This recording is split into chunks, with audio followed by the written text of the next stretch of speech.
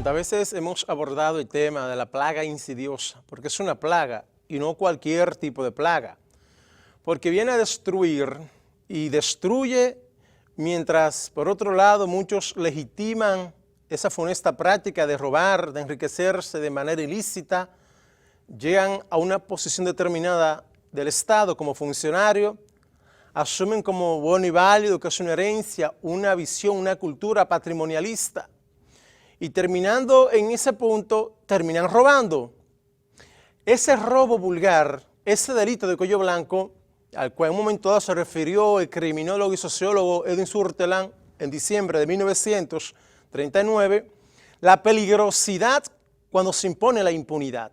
Sin embargo, en este proceso que la sociedad dominicana vive enviando señales claras a este gobierno y a las autoridades del Ministerio Público, permítame pues ponerle un ejemplo de lo que ha sido ese mal, como digo, histórico, que se repite desde la época de la colonia, posterior a la colonia, en la Primera y Segunda República. Lo que ha pasado en nuestro país con el tema corrupción nació hermanada de la impunidad, ha sido un desastre mayúsculo, mayor, con consecuencias nocivas para una gran parte de la población. El ejemplo que he puesto en otras ocasiones se lo vuelvo pues a reiterar esta noche, como una manera de entender el porqué de la preocupación y las razones que llevan a que el Falpo en el día de hoy, frente a la Procuraduría General de la República, esté enviando mensajes claros de que no va a tolerar impunidad, palabra clave y precisa. El primer corrupto documentado de la isla de Santo Domingo, ahí voy con el ejemplo, 1502. Fíjense que desde la época de la colonia, en la época sobre todo en la cual gobernaba el delincuente, asesino español, ladrón por demás, Fray Nicolás de Obando, que aquí en nuestro país hay calles en honor a ese asesino y delincuente español, Fray Nicolás de Obando, como una manera de fortalecer la estructura colonial y sobre todo la burocracia de ese entonces, era natural que él tenía algo bastante claro: traer a alguien de su confianza. Ese alguien terminó siendo el famoso salmantino Cristóbal de Santa Clara. Cristóbal de Santa Clara terminó siendo tesorero de la isla de Santo Domingo en el proceso de la centralización de la burocracia colonial que implementó y desarrolló Fray Nicolás de Obando, sobre todo a partir del 1502, año incluso en el cual trajo a ese que está registrado como el primer corrupto documentado de la isla de Santo Domingo. Ahora, ¿qué favoreció a ese primer corrupto documentado de la isla de Santo Domingo? Que en quien caía la real responsabilidad de velar por los intereses de la colonia, que lo era el gobernador, terminó siendo el principal protector de ese ladrón. Por lo tanto, si el gobernador protegía, era por lo que se beneficiaba. ¿Y a quién entonces protegía? A un delincuente y a un ladrón, a un corrupto, que contó con la impunidad, Cristóbal de Santa Clara. Es desde esa época de la colonia que se viene hablando de la impunidad, de la corrupción, de esa plaga insidiosa, y que sin importar gobierno se roba y más se roba, aplicando la cultura del robo ante la ausencia de un real régimen de consecuencia. ¿Quiénes pagan las consecuencias entonces en función de quienes legitiman la plaga insidiosa? Sectores empobrecidos, las clases medias y unos que otros sectores con un determinado poder que ven desde lejos, con cierta incluso indiferencia, lo que tiene que ver aquellos que llegan desde el mismo poder a robar y hacer y deshacer lo que le da su bendita gana.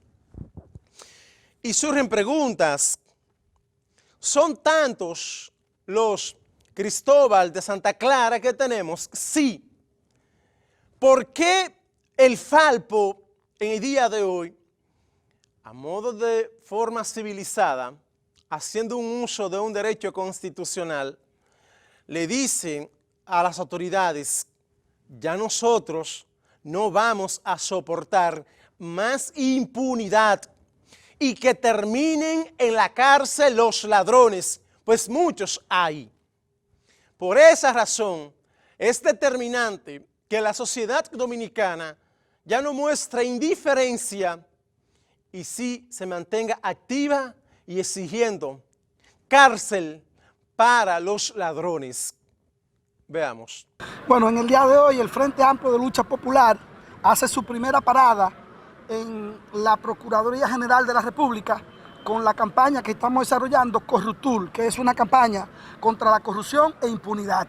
Nosotros queremos felicitar la decisión de la magistrada Miriam Germán Brito de entrevistar e interrogar a pasados y presentes funcionarios de la administración pública, pero entendemos que es necesario profundizar en la investigación que se debe realizar, puesto que la hipercorrupción del gobierno pasado de Danilo Medina rompió, digamos, la esperanza que el pueblo dominicano tiene en sus instituciones. La corrupción es un mal que afecta a la ciudadanía, puesto que nos roba los hospitales, nos roban las escuelas, nos roban la seguridad, nos roba la confianza como nación.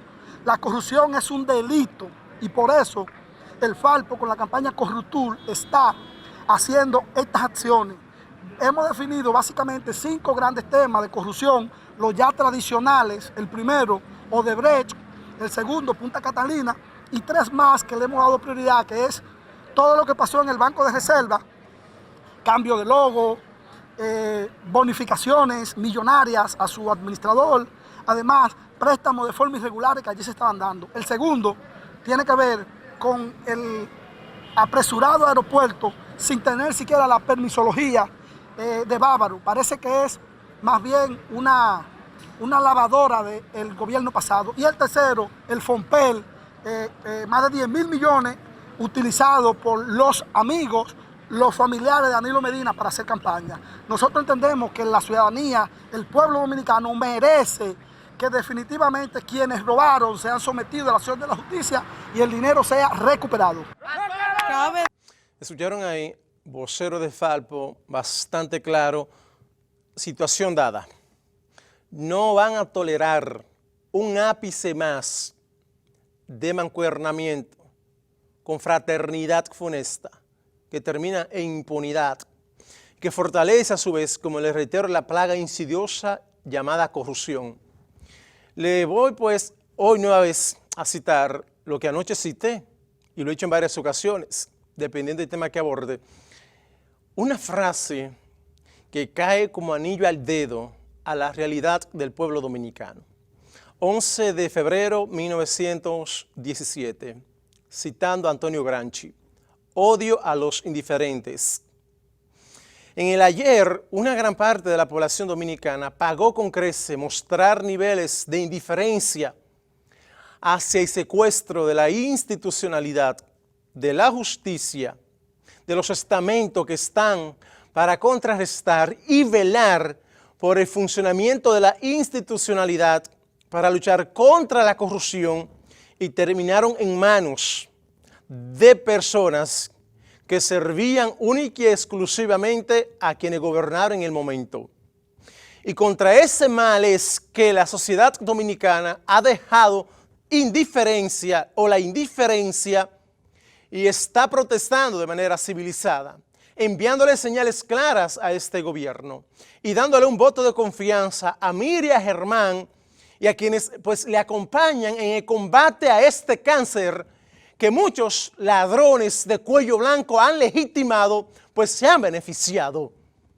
Por eso, ya no podemos mostrar indiferencia hacia aquellos que se lo han robado todo en función de la impunidad que a ellos se le aplica. En esa línea, escuchen lo dicho por estos senadores. No, primero identificar a la persona sin saber si es culpable o no, desacreditarla, porque desde que usted cruza la puerta de un juzgado, de una fiscalía, usted está siendo cuestionado. Las autoridades del Ministerio Público tienen que ser contundentes, tienen que analizar a profundidad los expedientes que le llegan y aquellos que tienen mérito, traducirlo a la acción de la justicia. Si llegan, llegarán. Lo importante es que se respete el debido proceso, como te dije.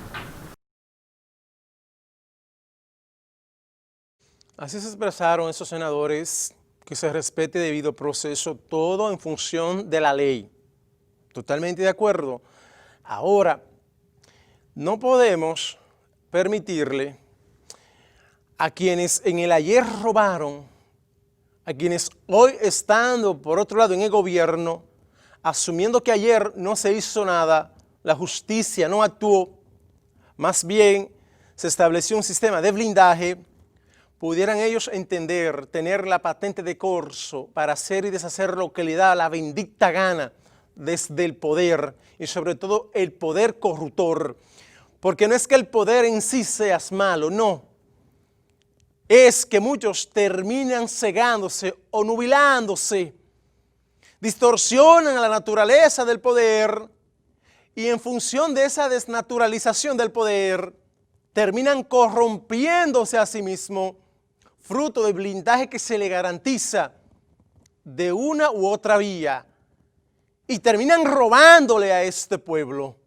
Y por eso las señales, se lo he reiterado, son claras a este gobierno y el voto de confianza que le estamos dando a Miriam Germán y a quienes pues le acompañan en contrarrestar a aquellos bandidos que andan por las calles del país enrostrándole su riqueza ilícita, fruto de la funesta impunidad que fortalece lo que es la insidiosa plaga de la corrupción.